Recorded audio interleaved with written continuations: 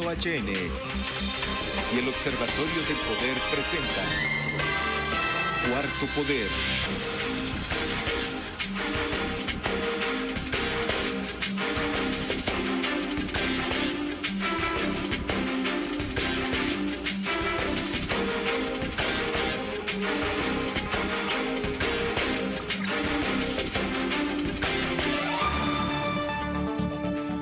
Hola, ¿qué tal? Es un placer estar con ustedes esta tarde en Cuarto Poder. Venimos iniciando la semana, ya nos encontramos hoy en 21 de agosto de 2023. Recuerde que usted puede escuchar Cuarto Poder de lunes a viernes de 4 a 5 de la tarde a través de las frecuencias de Radio Globo que están diseminadas a lo largo y ancho del país. También en este momento se está retransmitiendo a través de las redes sociales del Pulso Cuarto Poder. Manténgase informado con los hechos más importantes del día. Lee el Pulso porque ahí se dicen las cosas como son. Bueno, tantas cosas que han ocurrido durante esta semana, durante el fin de semana también, que ya las estaremos abordando más adelante. Don Carlos, ¿cómo se encuentra esta tarde? Buenas tardes, Brian. Estamos muy bien, amigas y amigos. Sean bienvenidos a esta emisión de Cuarto Poder. Les saluda Carlos Paz López, Elvin Silva en los estudios de Globo TV Honduras, la compañera Ana Godoy en producción y Roda López en los estudios de Radio Globo. La situación sociopolítica del país está crispada. Y era de esperarlo que los partidos de oposición o la derecha, como se ha declarado ya abiertamente, iba a tener respuesta ante un gobierno que por primera vez se da no en el bipartidismo, sino entra un tercer partido con la capacidad de libertad y refundación desde que se fundó de disputar el poder.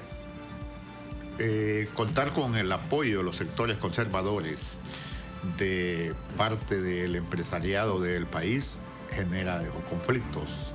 Que el patrono le diga al empleado que tiene que ir a una protesta no tiene ninguna alternativa, pues lo que está en juego es su trabajo, su forma de vida, y eso sucede con estos tipos de actividades. Aunque lo nieguen, pero hemos visto abiertamente el secretario de la Cámara de Comercio e Industria de Cortés, que también fue ministro de Desarrollo Económico, él fue director, haciendo llamados a la protesta de la oposición política el día sábado. Alguien me comentaba que quizás él no sea así gran empresario, pero es socio de muchos empresarios que yo conozco y fue director ejecutivo de la Cámara de Comercio. Eso significa que es persona de confianza del empresariado de la zona norte del país.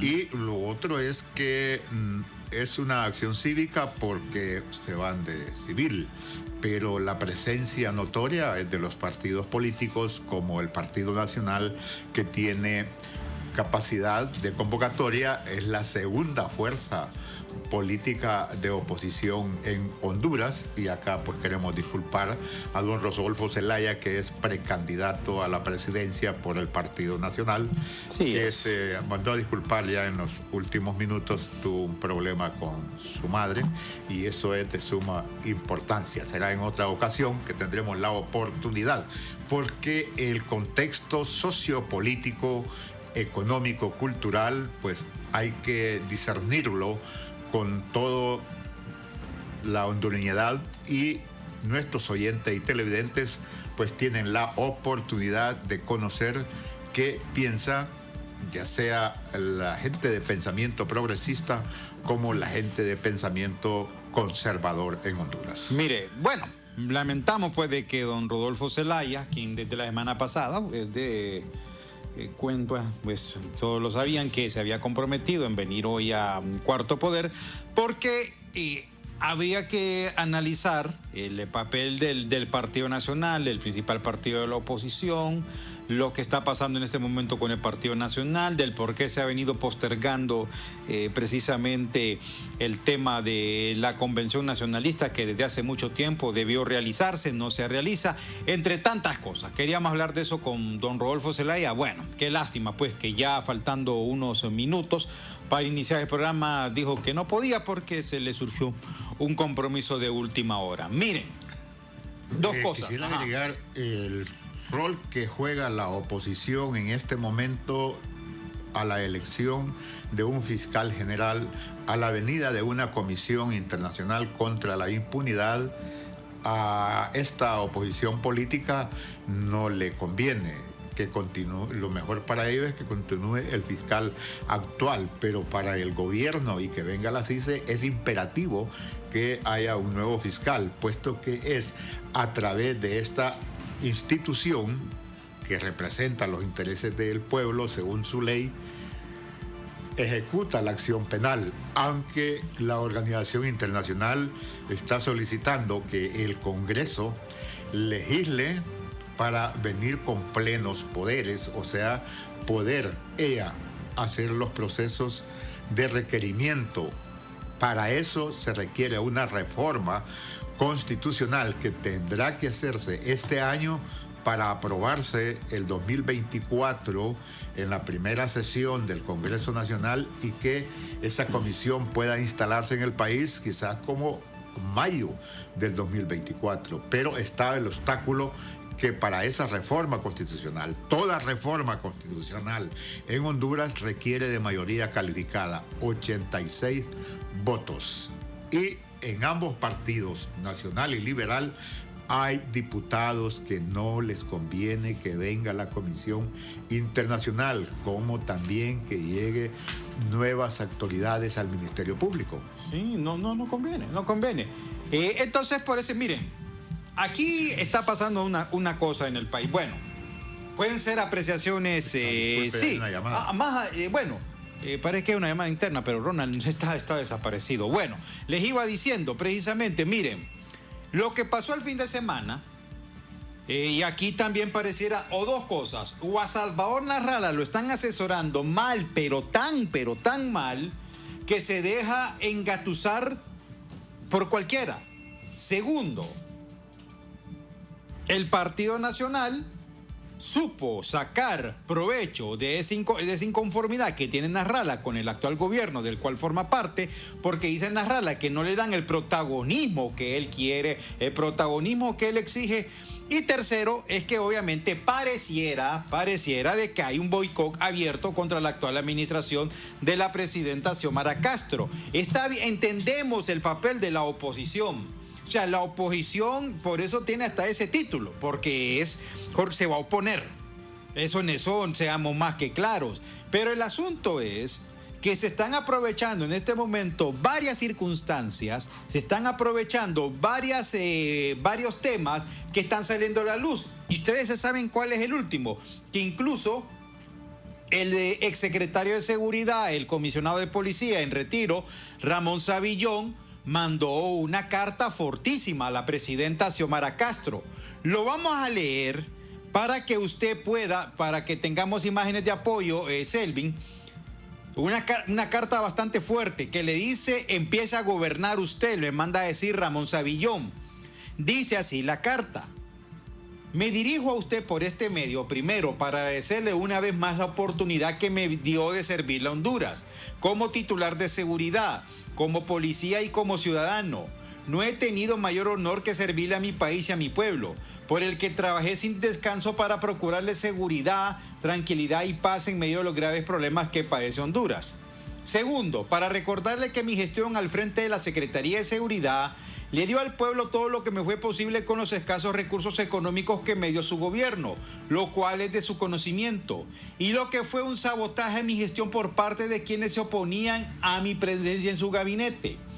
Sin embargo, hice lo mejor que pude, acompañado por un equipo de hombres y mujeres que aman Honduras como la amo yo y que desean lo mejor para su pueblo.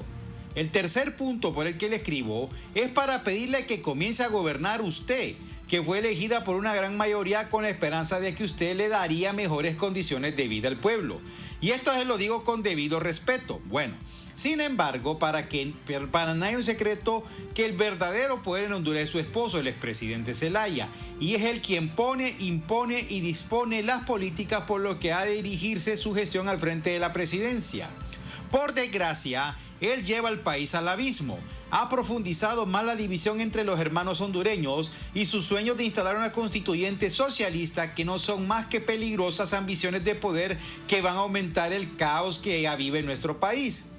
Usted no desconoce que no hay medicinas en los hospitales ni en los centros de salud. Sabe que el Instituto Hondureño de Seguridad Social es un desastre. Usted sabe que la delincuencia aterroriza a la sociedad entera y que cada día más delincuentes se empoderan de barrios, colonias, pueblos, aldeas y ciudades enteras. Y esto no puede continuar así. Pero también usted sabe que hay millones de hondureños de ambos sexos sin trabajo, que hay casas donde no se enciende fogón porque no hay nada que cocinar, que hay hambre y desnutrición en millones de niños y que hay desesperación en miles y miles de hogares. Y que en ellos hay personas que confiar en usted. Prosigue esta carta. Señora presidenta, detenga la confrontación entre los hondureños. El golpe de Estado ya es historia. No se convierta en enemiga política de los que se oponen a usted, porque tienen derecho a pensar y sentir libremente en democracia, de la misma forma que lo hizo usted durante los 12 años de gobierno nacionalista. No divida más al pueblo, únalo para que juntos luchemos para mejorar las condiciones de vida de millones que hoy viven con grandes y graves dificultades. Compadézcase de quienes van a los hospitales y regresan a sus casas con enfermedades y sin medicinas. Compadézcase de quienes van por la calle deseando un trabajo para llevar el pan de cada día a sus casas y que regresan desesperados porque hay bocas que mantener. Y ellos regresan con los bolsillos vacíos. Compadézcase de quienes viven amenazados por la delincuencia y sienta amor por su prójimo que ha perdido un familiar a causa de los criminales que hay que detener ya. Gobierne para el bien de Honduras. Vea cuántos hondureños, hombres y mujeres han quedado sin empleo porque muchas maquilas se han ido del país, ya que usted no les garantiza absolutamente nada para que sigan operando en Honduras.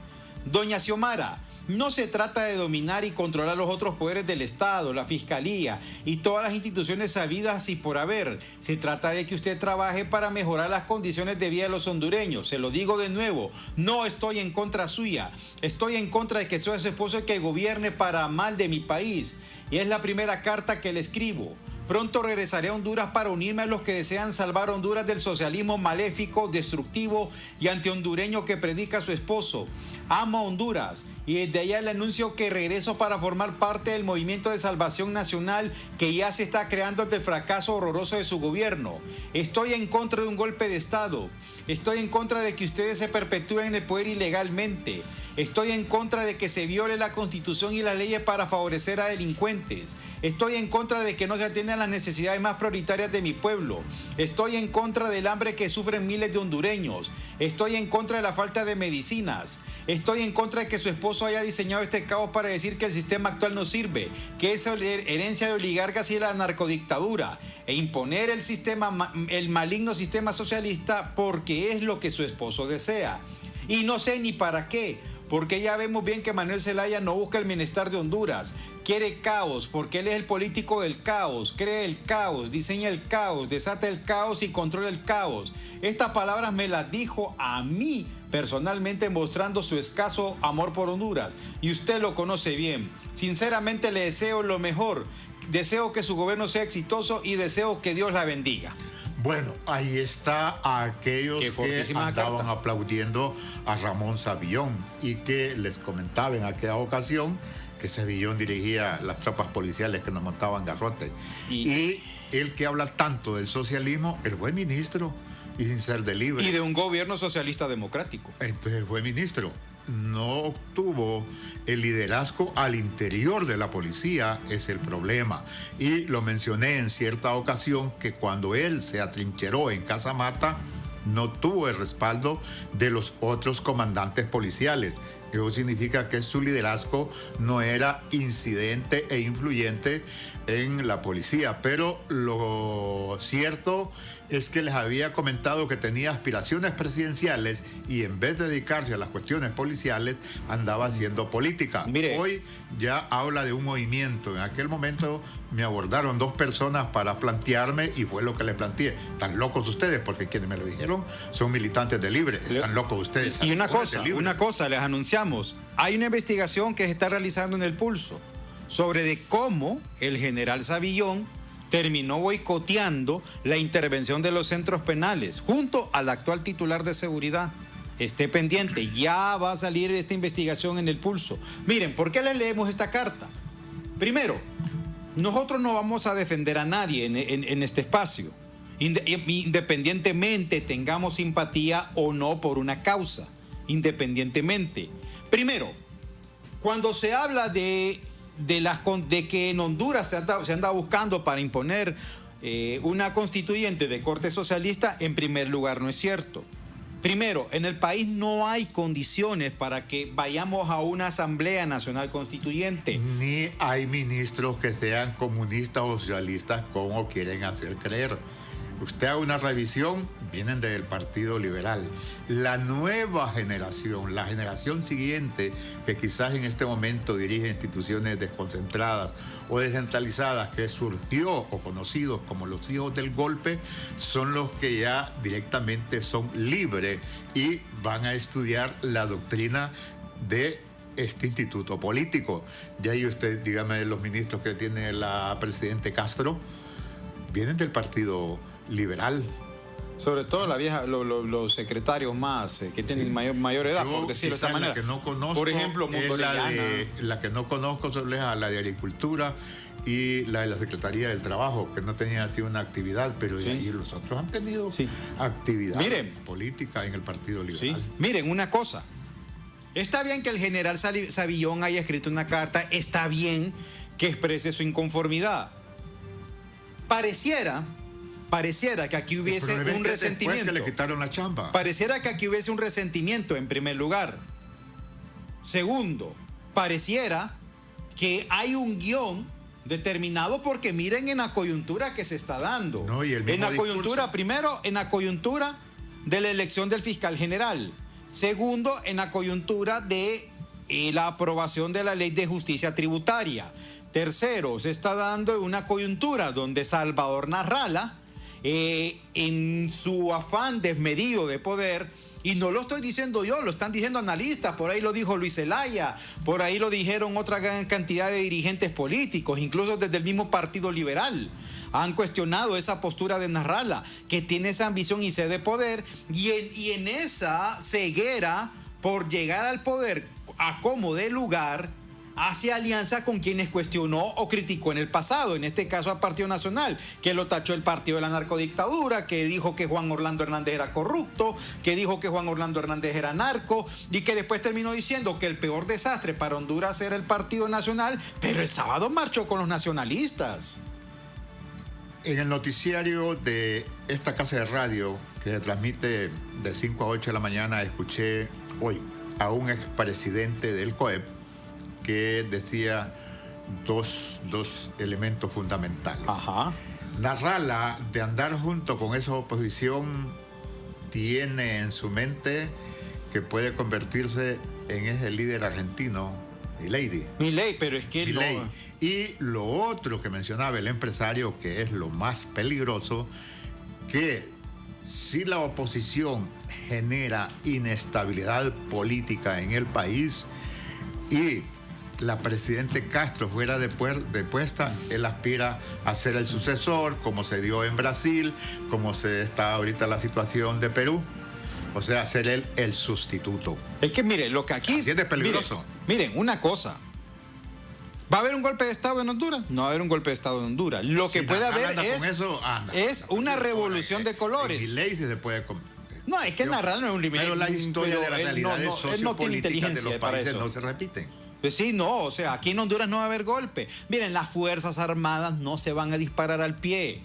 Si hubiese otro golpe de Estado en Honduras, ¿qué pasaría? Iniciaría la extinción de las Fuerzas Armadas en primer lugar.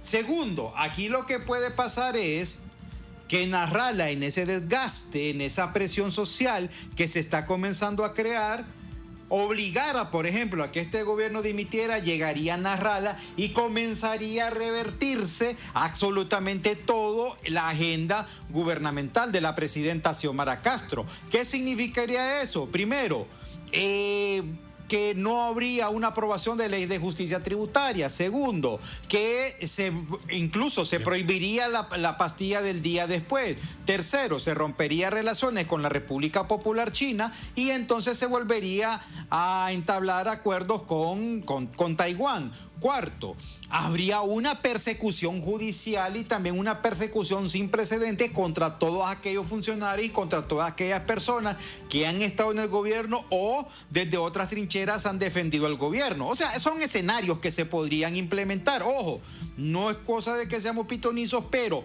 una conflictividad social de grandes proporciones, ¿sabe qué es lo que provocaría? Que nuevamente estaríamos retrocediendo como país.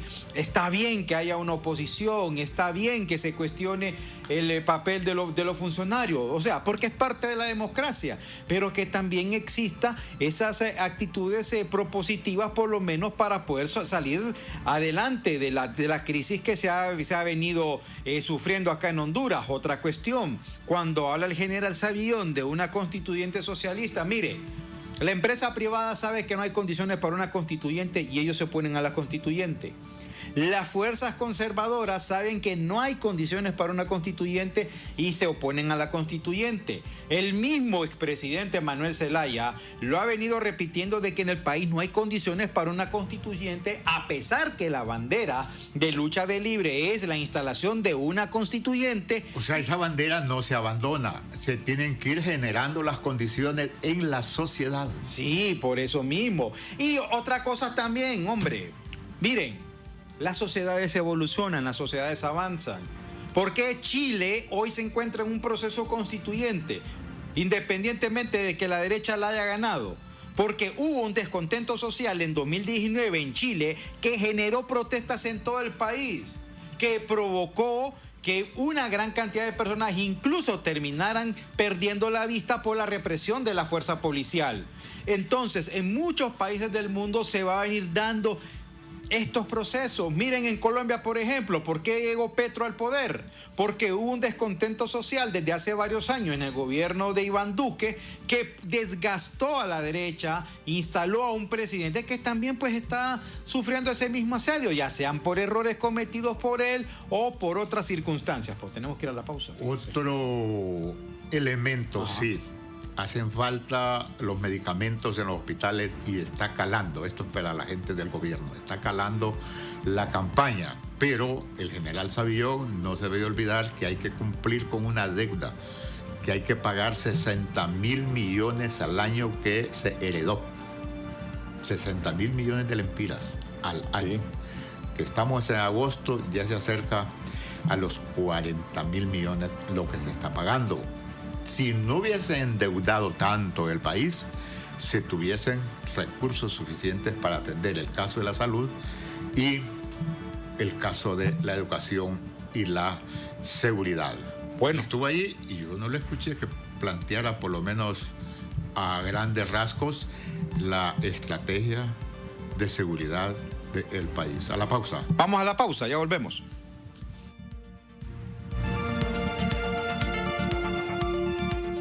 Ponemos la serie. Deja que termine la pelea, seguro él acaba en su misión. Saca tu lado fan por un viaje doble a la pelea más importante de artes marciales mixtas en Abu Dhabi. Todas tus compras con tu tarjeta de crédito o débito Visa Atlántida acumulan un boleto electrónico para vivir esta gran experiencia. ¿Y tú, de qué eres fan? Banco Atlántida. Imagina, cree, triunfa. ¿Cómo te cambiaría la vida ganarte una casa? Nos casamos, pero ya. Yo la vendo y hago crecer mi negocio. Sin duda, se la doy a mis papás. ¿Y a ti, cómo te cambiaría la vida ganarte una casa? En Banco Atlántida premiamos tus ahorros con una casa de 2 millones de lempiras. Ahorra y gana en el banco número 1 en depósitos. Banco Atlántida. Imagina, cree, triunfa.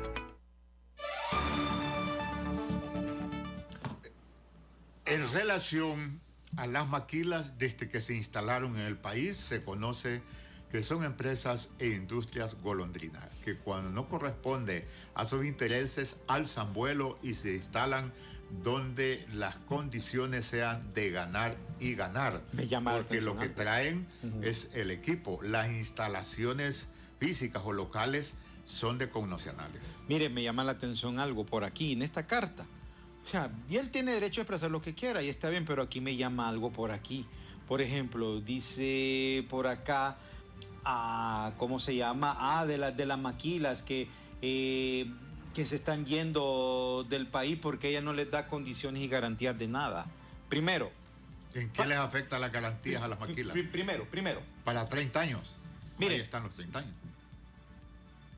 Durante el año pasado y ¿se han ido algunas maquilas del país? Sí, se han ido maquilas del país, pero no se han ido maquilas del país porque hayan cambiado las condiciones políticas, digámoslo de esta manera. No, históricamente usted debe recordar, y la gente afectada, los grandes pleitos, porque algunas han anochecido y no han amanecido y no le han cancelado los derechos a los trabajadores, por lo menos producto del trabajo que hacen centrales obreras, y el gobierno actual se ha sentado para que estas que se van paguen los derechos laborales. Sí, no, y una cosa, miren, ¿por qué las maquilas han cerrado en el país? Primero, porque el país destino de todos los productos que se manufacturan en Honduras, es decir, Estados Unidos, ha tenido una crisis económica que data ya desde 2022.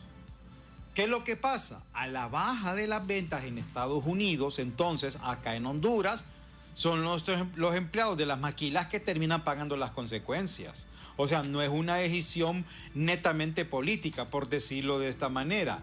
En cuanto a la división de la sociedad, miren, señoras y señores, la sociedad históricamente ha estado dividida lastimosamente. Pobres, o sea, explotadores y explotados. Cuando burguesía y proletariado. Sí, hay que comprender eso. O sea, la sociedad siempre ha estado dividida. Y con el golpe de Estado de 2009, la sociedad se polarizó. ¿No ve que con el golpe de 2009 lo que ocurrió fue que un gran segmento de la población se opuso al golpe y otro segmento de la población terminó apoyando el golpe de Estado, independientemente por lo que ellos piensen? Desde ahí viene una polarización que no se va a acabar con la llegada de un gobierno, que la polarización no se va a acabar con la llegada de otro gobierno. No, la polarización se va a ir terminando cuando cambie esta generación, cuando venga otra nueva generación. Ahí puede terminar la época de la polarización. Donde vaya usted hoy por hoy, va a haber gente que le dice que está a favor del gobierno y otra gente que es que estoy en contra del gobierno porque ese gobierno es comunista, que andan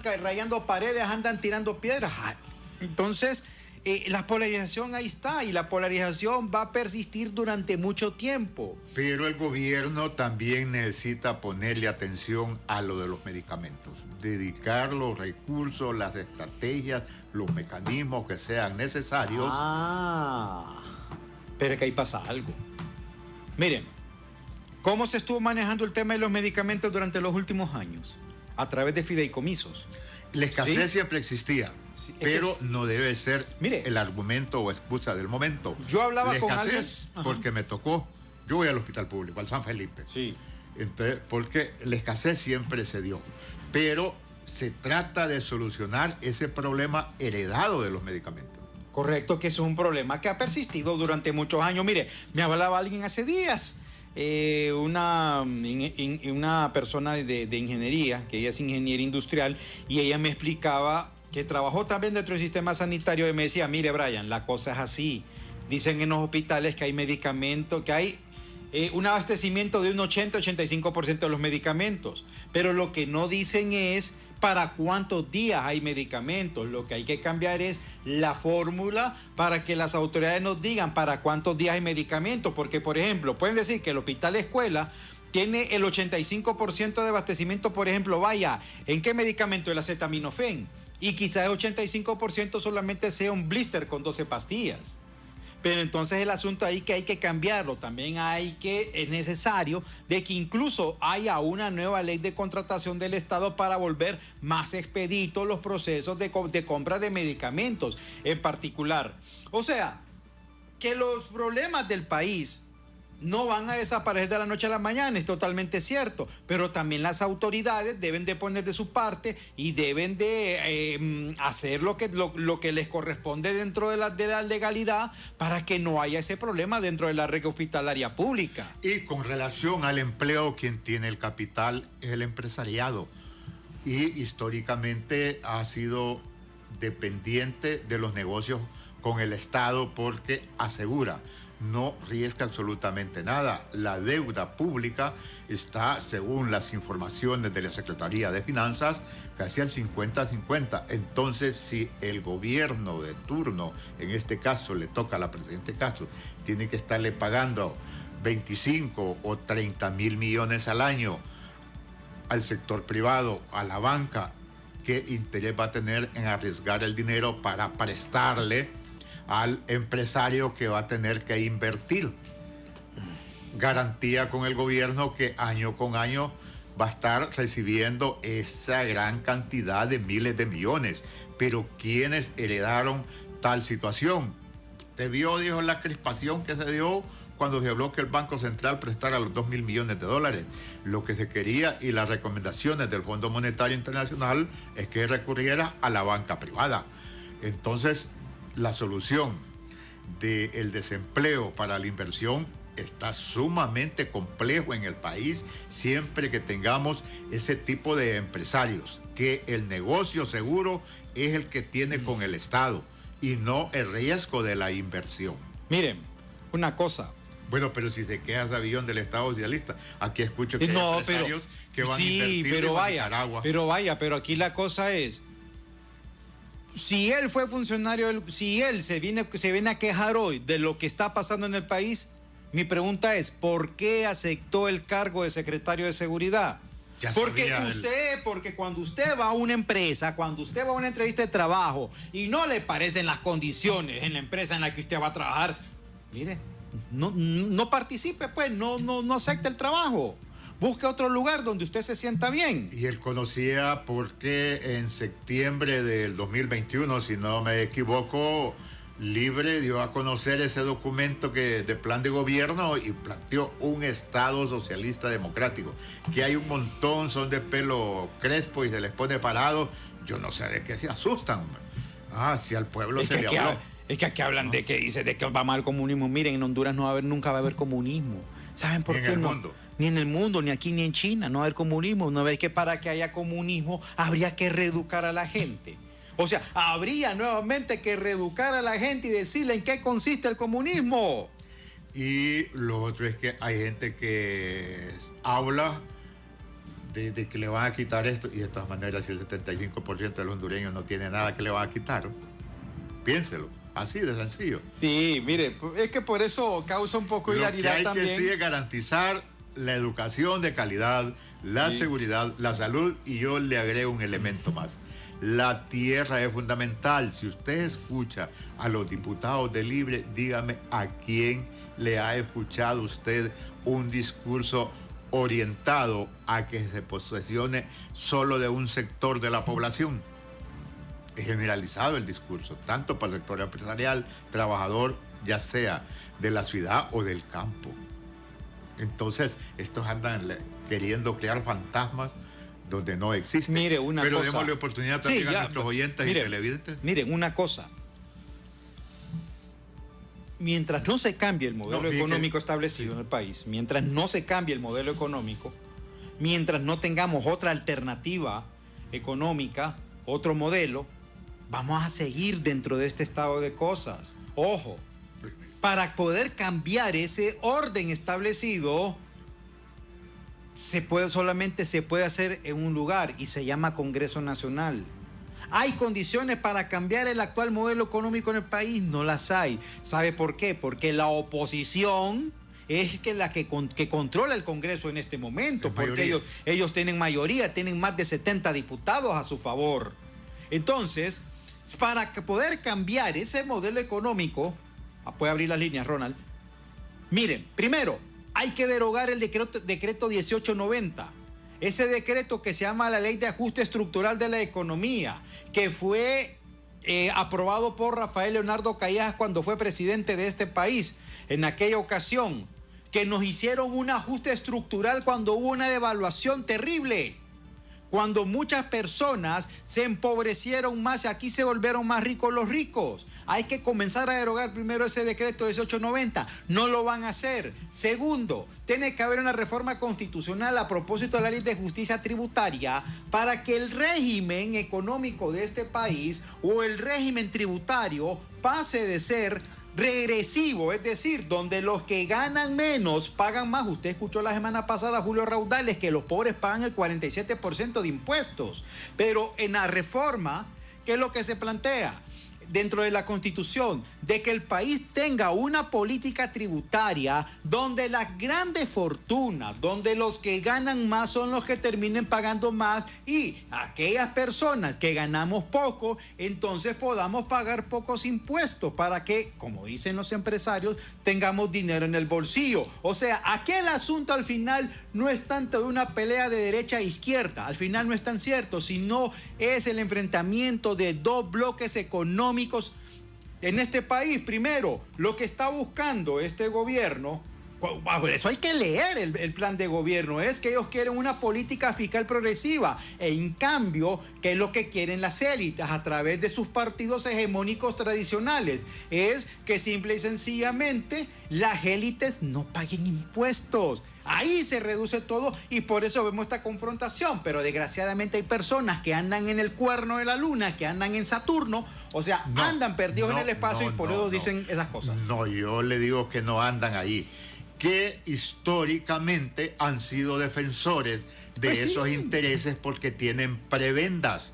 Llegan al Congreso, muchos de ellos no cómodamente económico, pero de ahí salen ricos y surge una mediana clase con capital de ser políticos, porque la política en el país se ha convertido en una industria más. Un gran negocio. No se va al Congreso ni a los ministerios a dirigir los destinos en favor de las grandes mayorías. Vaya. Si eso fuese así, no tuviésemos esos niveles de pobreza que tenemos. Si quienes están legislando en el Congreso, quienes están dirigiendo un ministerio o una entidad descentralizada o desconcentrada, tuviésemos mejores estadios o estadísticas de desarrollo humano. Esa es la muestra de lo que se oponen. Mire, no si es usted le pregunta, ideológico, no es problema de que esté en riesgo la inversión, sino que históricamente las leyes las han hecho a la medida de que aquel siga acumulando capital, que aquel no reconozca los derechos laborales y que aquel tampoco tenga un compromiso patriótico de inversión. Pero yo siempre he escuchado sobre la seguridad jurídica desde que tengo uso de razón. Que seguridad jurídica, pero yo no escucho que digan seguridad laboral, seguridad laboral o seguridad de la tierra, la seguridad de la que tierra tenemos de los grupos dominantes. Vaya, pregúntenle ustedes a Nasrallah. ¿Por cuál es su verdadera lucha en este momento? Nasrallah es porque Honduras está migrando a un gobierno comunista. Eso es una mentira.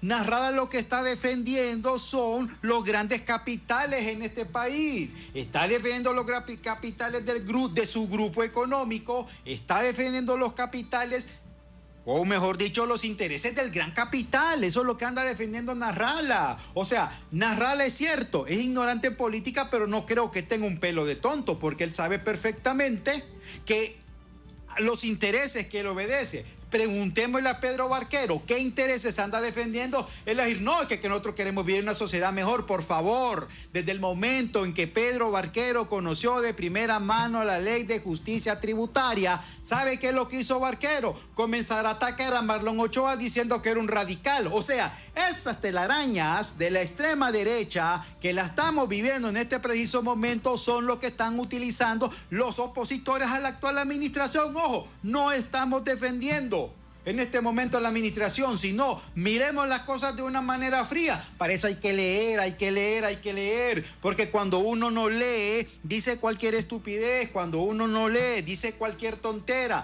y al final ahí anda uno como perico de los palotes, repitiendo como papagayos lo que pasan diciendo otros, y eso, ¿saben cómo se llama en política? Eso se llama alienación, eso se llama enajenar el pensamiento crítico.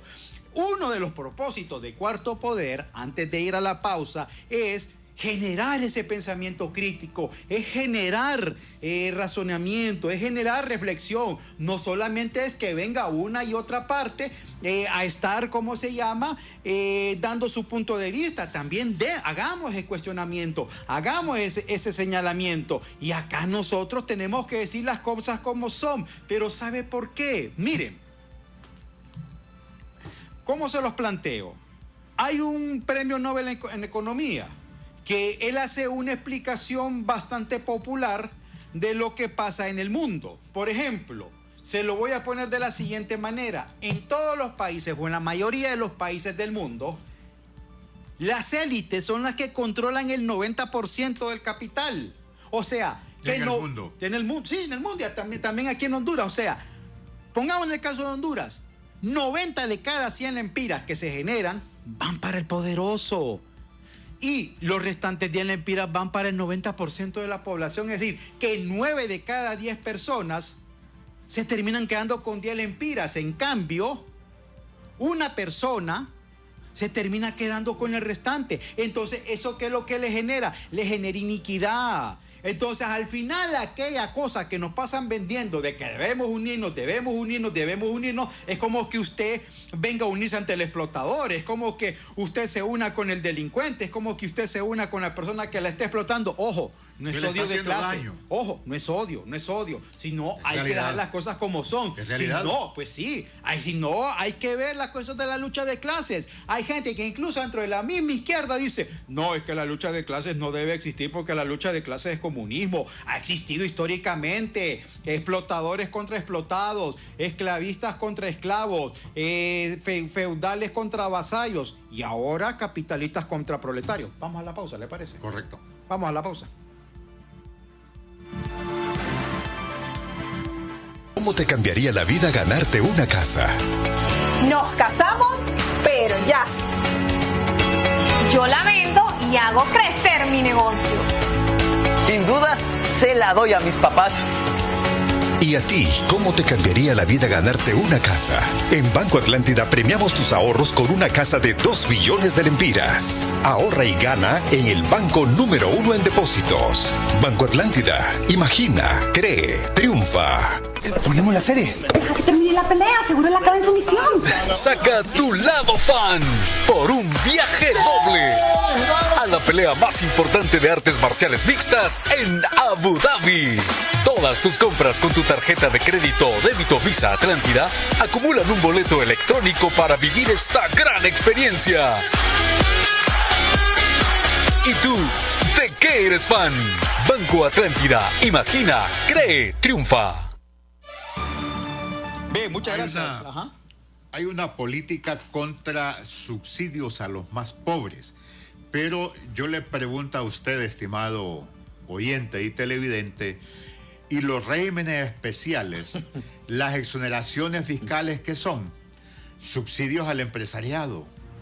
Y en Honduras, 3.000 empresas, pero las que no pagan impuestos son minoría.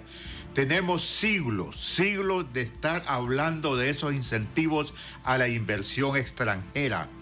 Y dígame usted, ¿dónde está la riqueza de haber entregado en 1910, 1911, las tierras de toda la zona atlántica?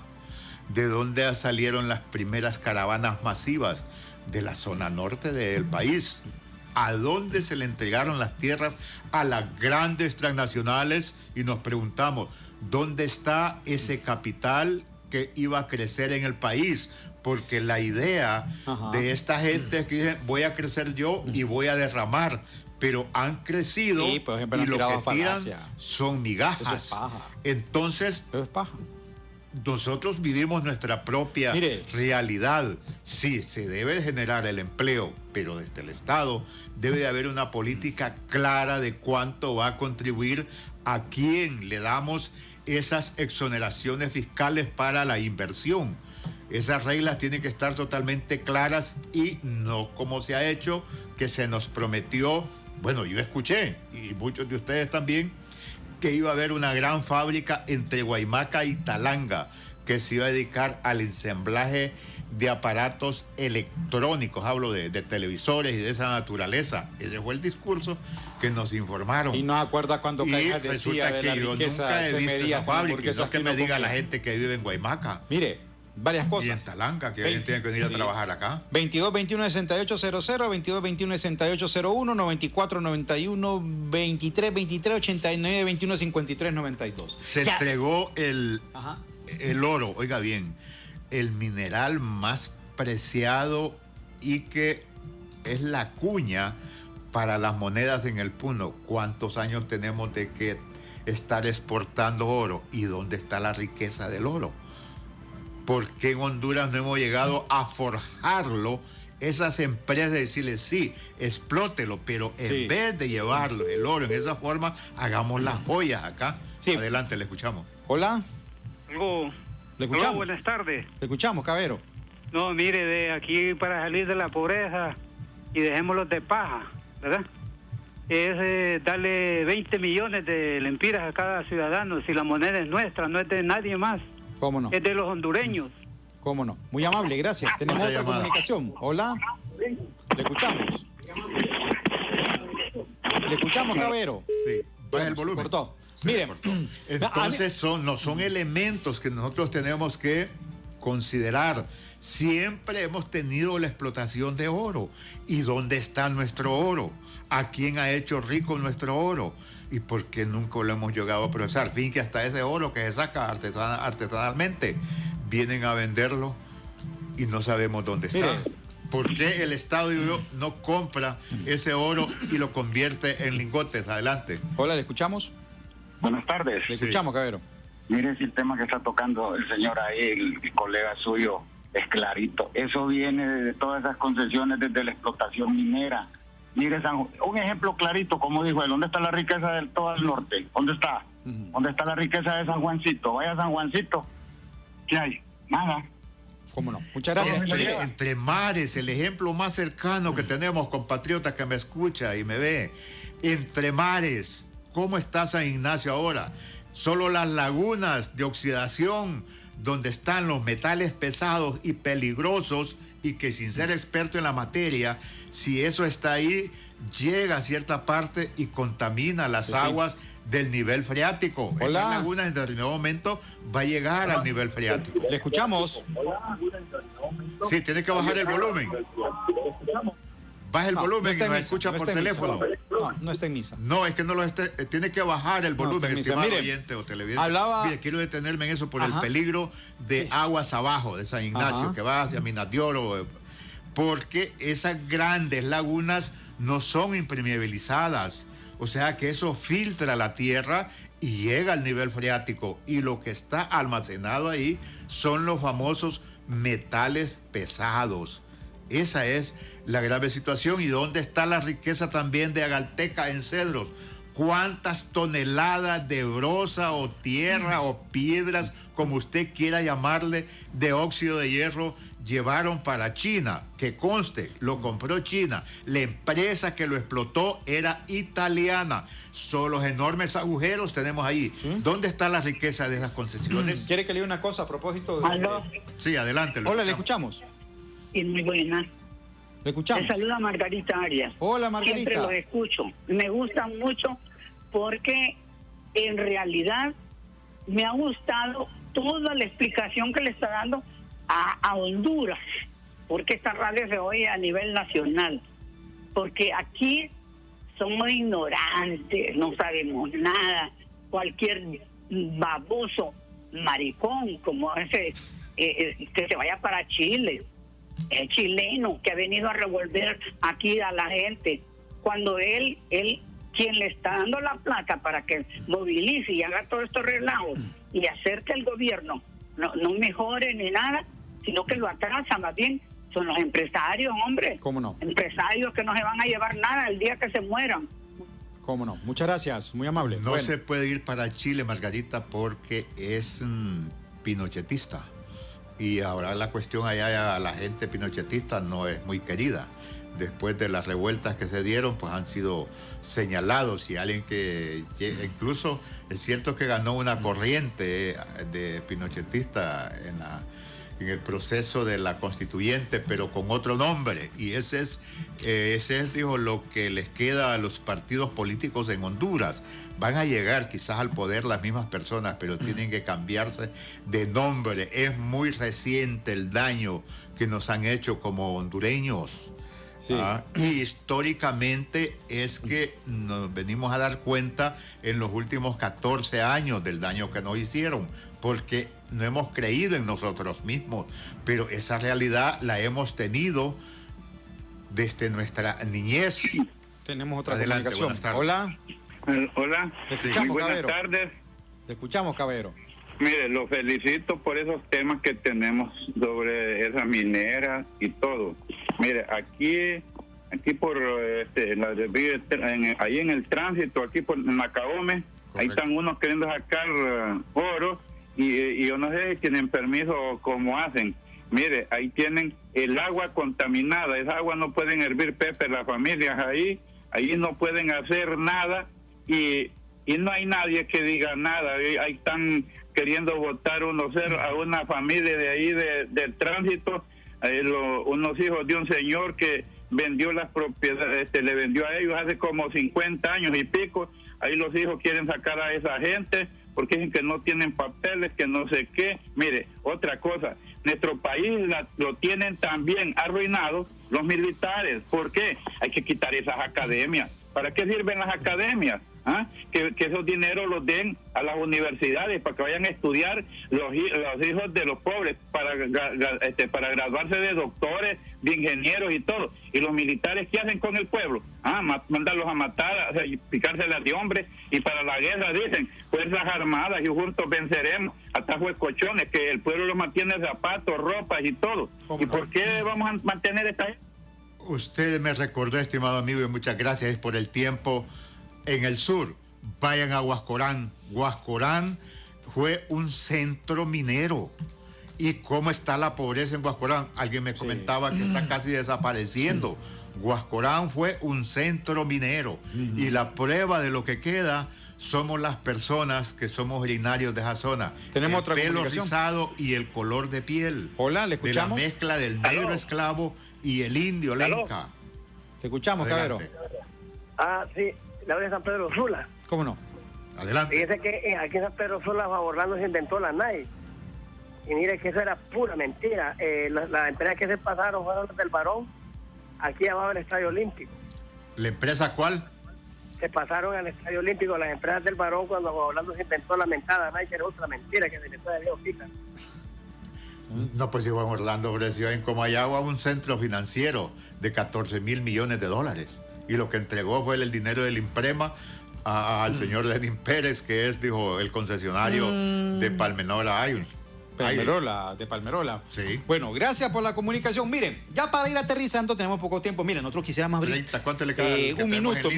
Mire, quisiéramos... usted puede hablar aquí, esta es la Casa del Pueblo, usted puede hablar, puede expresar sus puntos de vista, pero yo le voy a decir una cosa, miren, por eso, hablaban, por ejemplo, del enclave minero, el enclave bananero, todas las dictaduras militares que han habido en este país. ¿Y sabe cuáles han sido los dos principales partidos políticos que han participado en esos procesos? Adivina, el Partido Nacional y el Partido Liberal. Mire, aquí se ha hablado solo del enclave bananero, pero era enclave bananero, palmero, naranja, toronja, piña, ganado. Pues sí, pues el bananero fue lo más fuerte. Imagínense ustedes que, por ejemplo, ahí andan algunos diciendo, es que con Carías estábamos bien, con Carías nosotros dormíamos con las puertas abiertas. ¿Sabe qué hacía Carías para mantener a las revueltas, para mantener armado, someter al terror a la población? Le iba a pedir dinero a las empresas bananeras. Todos los años les pasaba pidiéndole préstamos de 20 mil, 30 mil, 40 mil, 50 mil dólares. Ahí está la historia. Y nosotros nos quedamos sin tiempo, don Carlos. Así que encontrémonos mañana a las 4 de la tarde. Buenas tardes.